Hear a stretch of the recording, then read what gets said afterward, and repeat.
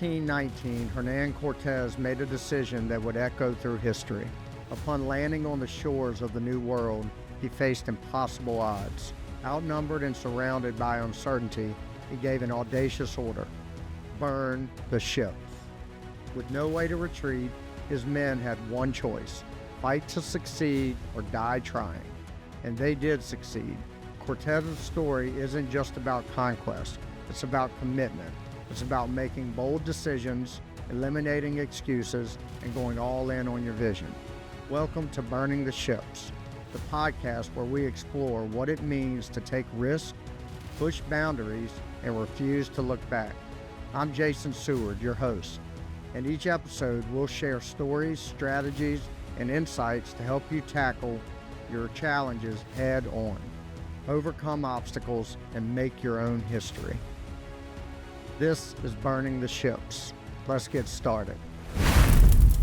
Welcome to Burning the Ships Weekly Ramble. I'm your host, Jason Seward, and today we're going to be talking about dealing with adversity, but not so much as an adult, but how to help your kids deal with adversity, how to help kind of shape their perspectives around hard things and struggles and things like that.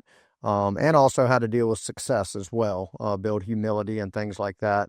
And again, like all the topics I talk about, these are from my perspectives, my experience, stuff like that. So I am not dogmatic on any of these opinions or perspectives, but it is, what I have observed, and I get to share that through this podcast, my thoughts around those things. So as the name entails, it's a weekly ramble, so I'll go in a bunch of different directions here. But before we get into all that, I'm going to do JJ's joke of the week. And this week, his joke is, what is brown and sticky?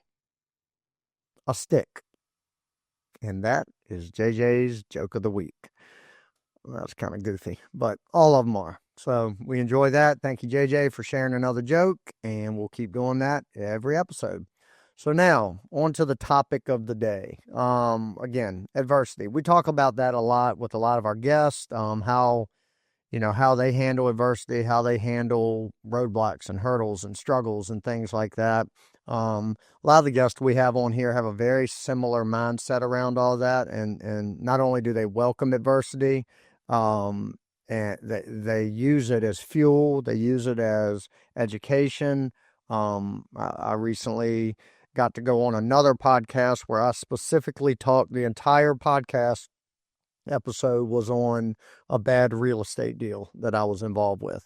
So I got to talk through every little minute detail about that deal, how I handled it, what I learned from it, things like that. And that particular deal, I'm not going to go into those details today, but at the end of it, I did lose a little bit of money, not a ton, but a little bit. And I shared this on that podcast that my perspective, when all the math kind of ironed out and I realized that, I was in the red on that particular deal, I can look back on it and see that was relatively a very inexpensive education, right? Because I learned a lot through that adversity and, the headaches and all that came with it, but I learned an awful lot through it that, like, if I had taken that same amount of money that I lost, and it was a very minimal amount. I think when it was all said and done, I lost like $500 on that deal. So not a big deal. It felt like a $50,000 loss because I was projecting to make a $50,000 profit, and then a bunch of surprises came up and adversity, and ended up being a $500 loss. Well, that same $500, if I had spent that on some type of course or education about all the things I learned in that one deal, I would not have gotten near as much value as I did actually going through that adversity. So don't know where I'm going with that, but the point is, talking about adults and, entrepreneurs and folks that, not just entrepreneurs, just adults in general that have faced a lot of adversity. They have a different perspective of how to deal with it, how to leverage it to their benefit and things like that. They have a different perspective through experience than children do.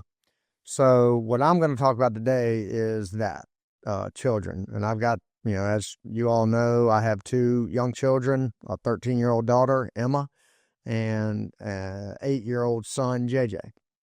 And so one of the things that, and this is relevant from a time standpoint as we're getting ready to kick up, like our baseball season for my son. He just wrapped up his wrestling season. He'll continue wrestling through the spring. So I'll tie a little bit of that in there as well, wrestling. But getting ready to kick up baseball.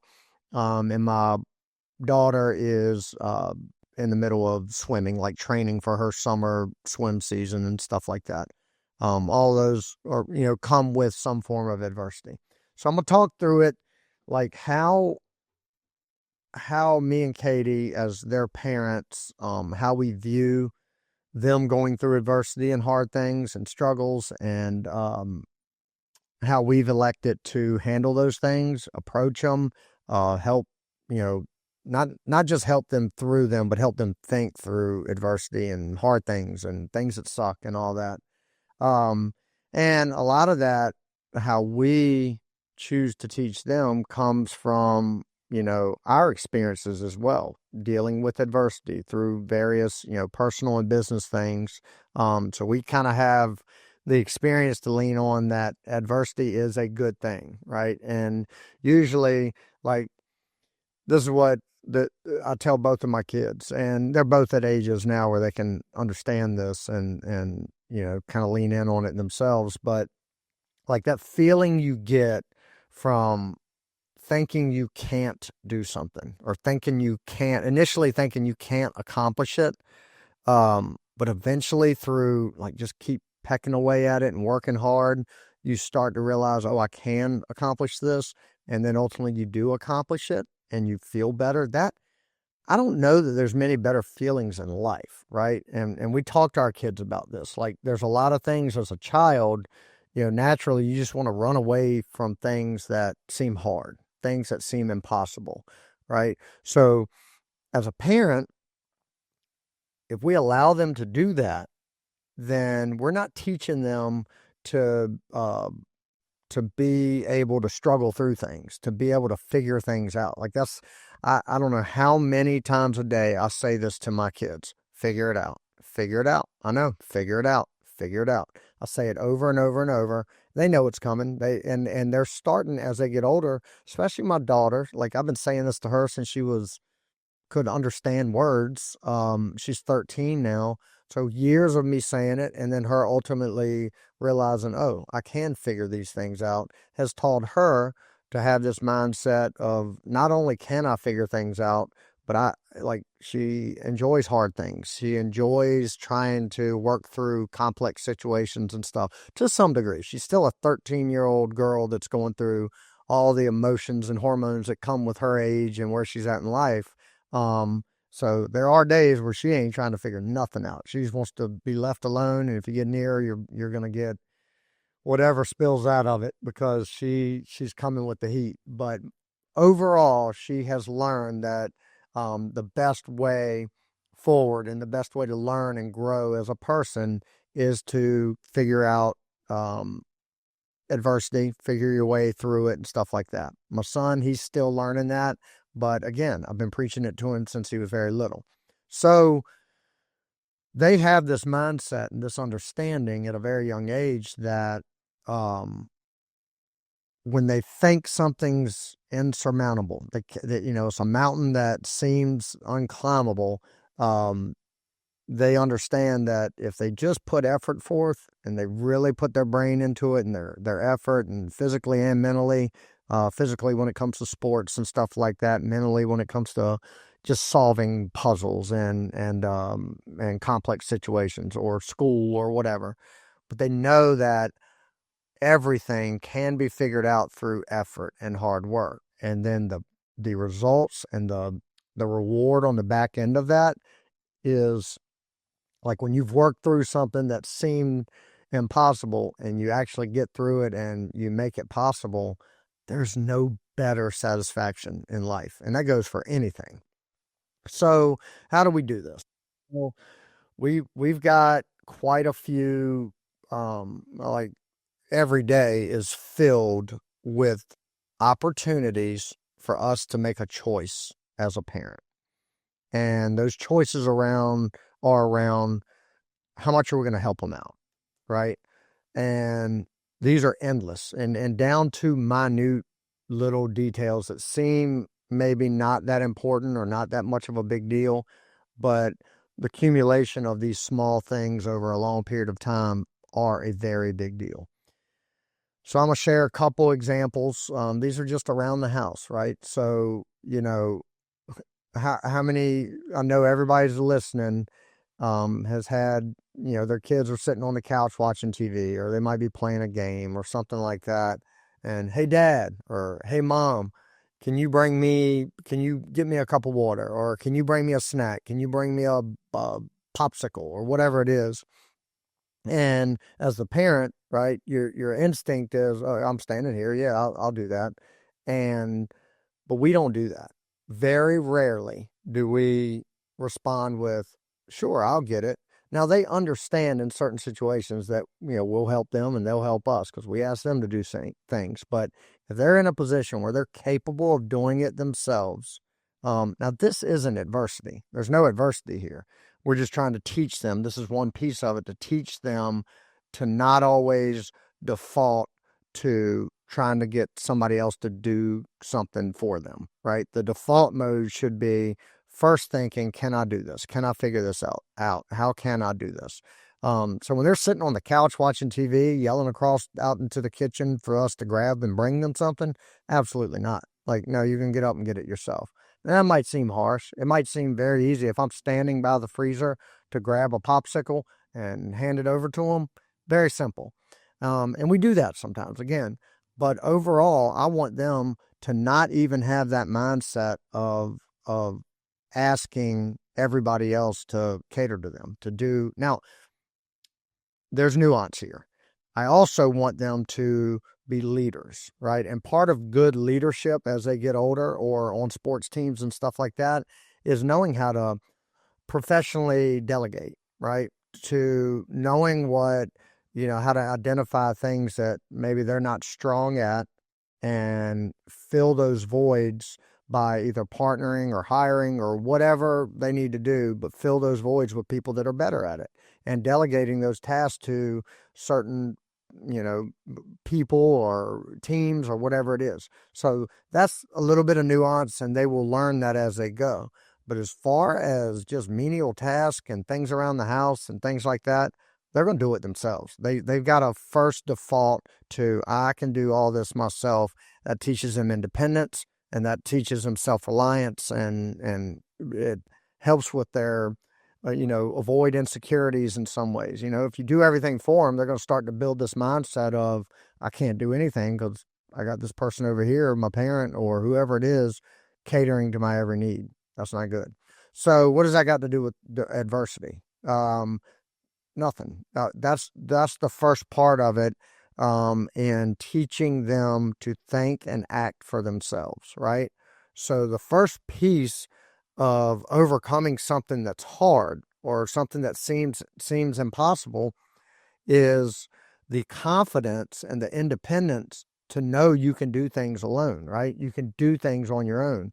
Stuff as simple as grabbing the popsicle, stuff as simple as getting a drink, something as simple as making their lunch for school, making their breakfast, washing their dishes, washing their clothes, things like that. These are just little chores that are very easy as parents to do for them, and it doesn't give them those reps and doing things on their own and making mistakes on their own and stuff like that. Dropping a glass of water or dropping a glass of milk or whatever, leaving a plate of food on the coffee table while they're eating a snack, walking away, and a dog eating it, right? I didn't do that. My wife didn't do it. They did it. So they have to learn to deal with the consequences that come with small decisions they make, right? So forcing them to be independent and think on their own and do tasks on their own that aren't really that hard to do is, in my opinion, the first step of giving them the confidence that they can think through things and act through things on their own, which will ultimately set them up to default to that, to default to their own brain and their own abilities to get through adverse situations when they do arise, because they will. So, adversity. You know, I've talked a lot on here about my childhood, right? So I didn't face a lot of adversity in the sense of, we weren't homeless. We weren't, for all intents and purposes, I had a pretty normal childhood in the sense of I got to play sports. I had good friends. We did a lot of fun stuff and stuff like that. But I did have this adversity of like my dad not being around and me loving my dad and him not being there and, just making bad choices. So that was adversity that happened, right? My mom didn't curate that. She did not intend for me to be raised by a single mom. That was not her intentions when she had me as her first child. She did not intend for my dad to have years and a lifetime essentially of drug addiction and stuff like that. That wasn't her intent, but it happened. So that was like some natural, just life stuff that happened that just put adversity and hard times in front of me, and my siblings and her. So we learned to deal with adversity that was not curated for us. Again, my mom didn't curate that. She didn't make that happen. My kids don't face any of that. They don't face out like I'm here. I'm as present of a father as you'll find. They have their dad. They love their dad, which is me. And so they don't have any of that adversity. They have about as loving and caring of a mother you will ever find in my wife, Katie. They have wonderful grandparents that are there at the drop of a hat for whatever they need. They're at all the events and all that stuff. They have wonderful friends. They go to a local private school. It's a very tight-knit community. They get to play all the sports they want. They have a lot of fun toys, and we live on a nice farm where we get to play and hunt and do all those things. So they don't have a lot of natural adversity that some people have. So we have to, my wife and I, really put a lot of thought into curating adversity for them. And what do I mean by that? Our way of curating adversity for them is first and foremost through sports. Sports is my wife and I both played sports growing up. We understand what it can do for you if your parents and your coaches allow it to do that for you, and that is learning how to struggle, learning how to suck at something and then work really hard to not suck anymore, learning how to lift people up around you and encourage them, learning how to be a leader, learning how to compete. It's okay to want to win, but it's also okay to lose. I heard a quote just a couple days ago on a reel that popped up. Well, it was the guy was talking about this topic, but he said that winners lose more than losers. Winners just never give up. And I love that. I like that. That is what we're trying to teach our kids, right? We want you to compete. We want you to try hard. We want you to get better. But along the way, as you evolve and get into more and more things, or you advance in whatever sport or activity you're in, you're going to go through periods of a lot of loss. And the only thing that separates you losing a lot and a loser that loses a lot is you're not going to quit. You're going to fight through it. You're going to use that as fuel to get better. And eventually you'll start winning more. And then eventually you'll advance higher and you're going against people that are better than you again. And you're going to start losing more. And you're not going to quit. You're going to fight through it. And you're going to get better. And you're going to start winning more at that level. And then it comes another level. And it's just always this. Now, you've got your phenoms that, are going to be winners. They suffer very few losses at whatever sport they are, and they're just good from day one, and they're going to always be good and be elite. There's a handful of those out there. But for most kids, whatever level they're at and whatever activity they're doing, there's always, a group that's better than them. And that's the group we always teach our kids. That's who you're going to chase, and that's who you want to compete against, right? And it's okay to lose and lose again and lose again, because you're going to learn through that, and you're ultimately going to become a winner. Not necessarily, it doesn't have to be in that sport or activity, but it's going to teach you how to be a winner at life.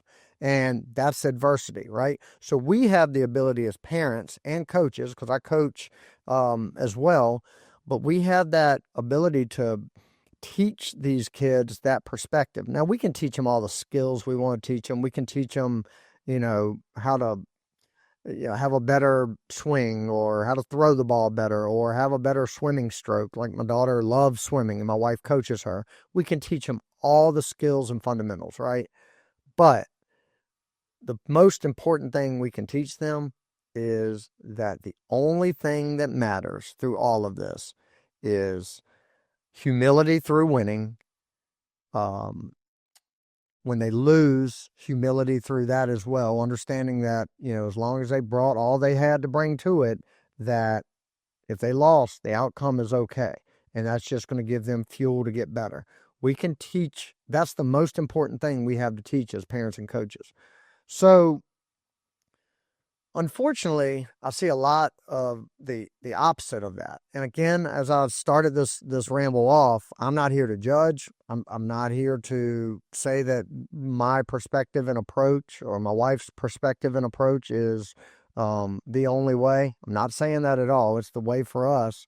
But I can give some examples or just some observations of the other way as well, because I see it. It's front and center. I coach baseball teams that I have kids on those teams that have parents that have a different approach than maybe what we do. And there's a couple different approaches there. You've got how we kind of handle it, where we want our kids to be in the toughest possible situations, and we're okay with losing. Losing is applauded in our house as long as they did so with max effort, right? And as long as they did so with the attitude of, I'm going to try harder. You got me this time, buddy, but I'm going to get you next time. And if you don't get them next time, or the next 20 times, it's okay. You dust yourself off, you get back after it, you try harder.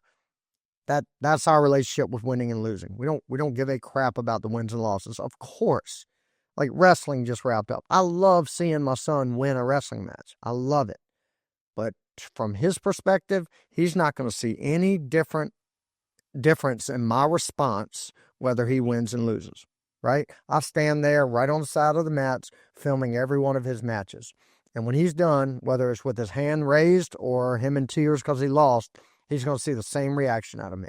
It's going to be a smile, and I'm proud of you, buddy. I'm proud of you. And that's all he's going to get. I'm not a wrestling coach. I don't coach him. He gets that from his coaches. I cannot and will not give him any advice about skills or technique or things he should have done differently, because that's not what he needs from me. He needs me to reinforce that whether you won or you lost, it's okay. The result is the same. And the result is you tried hard, and that's what we care about. And furthermore, you're going to continue trying hard, and you're going to continue to improve. So what we see, just observing, other situations, you see a lot of parents that are so personally tied to those wins and losses, right? That they absolutely lose their mind when it doesn't go their kids' way, right? So, for example, you see a lot of kids at these wrestling tournaments. They're out there, mom and or dad on the sidelines screaming at the top of their lungs, which I'm fine with cheering your kid on. Like I stay pretty quiet with my kid, and I praise them when we get home and stuff like that. And but I'm okay. Also, my wife is very vocal. She cheers very loud, and I love it. But there's a difference in cheering and showing your kid, giving them, a lot of these kids are 6, 8, 10 years old, and giving them the, perception that you're impacted like tremendously by the result of what they're doing. So what do I mean by that? This is what we see. And for those watching on YouTube, you can see, but y'all can probably, if you're listening, you can picture what I'm talking about. Wrestling match. Kid gets up and kid loses the match. Parents screaming the whole time, get up, get up, get up.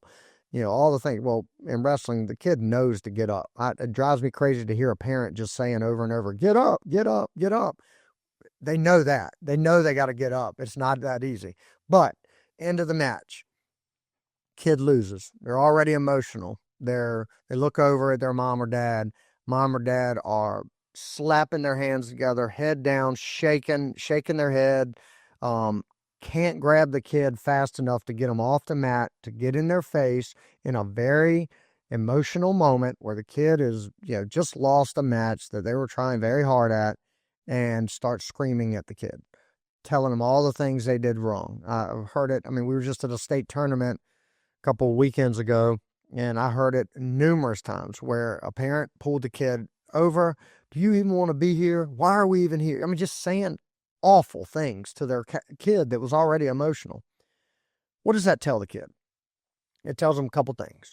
That regardless of my effort, regardless of that, how hard I tried, my parents' satisfaction and pride in me is tied to one thing and one thing only, and that is me winning. When I don't get that result, I have disappointed them. I have failed them. And I'm an 8-year-old kid, and I don't know how to regulate that. I don't know how to deal with that. And what I learn over time, if that's going to be consistent right on to 10 years old, 12 years old, into high school, then how's that kid, what's the model for them of dealing with adversity, right? It is lose your temper, yell at whoever's around, not have a good attitude, not being humble, not being respectful to your opponent, all those things, because the model was set at a young age to be this way.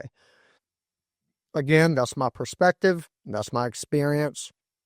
And I fortunately I didn't have that. Like my mom, again, like I mentioned, my dad wasn't around, but my mom was at every sporting event I went to. And no matter, like in baseball, I could strike out 4 times in a game, right? And I had a horrible attitude, and I put that on myself, right? Like I was super competitive, was terrible when I lost, terrible when I struck out or made an error or something like that. I was very hard on myself, but that did not come from my mother. My mother hugged me, loved me, gave me all the things I needed at where I was in life and with sports and, with my age and all that stuff. It was always, I love you, and I don't give a crap that you just struck out 4 times. I love you, and I don't give a crap that you hit 4 home runs this game. I love you, and I don't give a crap what the result, whether you won or lost. She never showed me that. You know who else didn't show me that was my grandfather, JJ. My son's name is JJ, but my granddad was JJ as well. She came to every single baseball game I ever played. He would sit there, he would cheer me on, tell me I'm proud of me, or that he's proud of me, whether I won or lost, and whether I did good or bad in the game. It was always going to be at the end of the game, he was going to take us out to dinner or something, and he was just going to be happy. And that taught me that this is the way. It taught me that it's okay to fail. I had no fear of failing. I didn't like losing. I didn't like failing. That was just an internal thing, but I wasn't scared of it. And how has that helped me in life? Well, look at what not when I say this, I'm not saying look what I've done from a successful standpoint, but look at some of the decisions I've made in life. I am not scared to make big decisions. I'm not scared of big moments. I'm not scared to get on stage and talk to 500 people. Doesn't scare me. I'm not scared to, y'all watch all these podcasts and listen to them. You know how much editing we do to these? Zero. None. When I started talking, this is my first take. It will be my last take. Nothing will be edited. I've never, ever once scrapped one of my rambles because, I lost my train of thought or whatever. I am not scared of moments. And I'm that way because I am not fearful of the consequences that can come if I make a mistake, if I make an error, if I lose. Because I know that I'm trying. I'm trying very hard at everything I do. And the people that mean the most to me appreciate that, respect that. And whether I win or lose, they're not going to carry the way because they still love me. So I was taught that at a very young age. And that has allowed me to take lots of leaps of faith. Hell, 2 years ago, I left my career, a very successful career that I was building for 17 years. I had built something else on the side that intrigued me more and just motivated me more. And I went after it. I probably wouldn't have that confidence in myself to take that leap of faith had I not been raised the way I was through all the things and the sports and the stuff I've dealt with, and loved and appreciated the way I was from my parents, my grandparents, and stuff like that. They made me realize at an early age and understand that regardless of the result, I'm okay. I'm okay. I'm okay. And fortunately, I have a wife that treats me the same way. All she cares about is me, my health, my sanity, me being a good father, me being a good husband, and her being a good wife to me and a good mother to our children. That's all we care about. If we got that, then everything else is fine. We'll figure it out.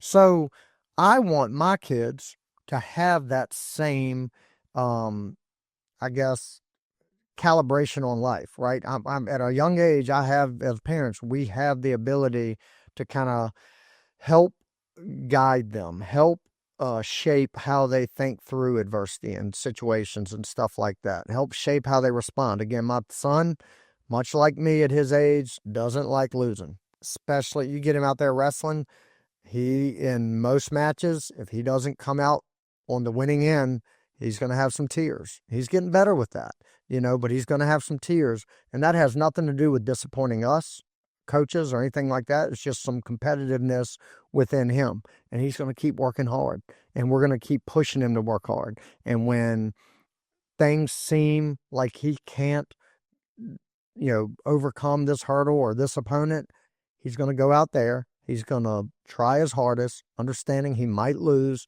He's going to learn from it and try harder next time. So I think an important point to kind of start wrapping this up, because I've kind of gone all over the place, but I think hopefully y'all are following along with my mindset here. But I think a key point that I want to hammer home is, like, I want my kids will learn as they get older that they're capable of success, right? That they're capable of succeeding. They're going to learn that through all these things I've just talked about, through sports, through school, through whatever career path they take.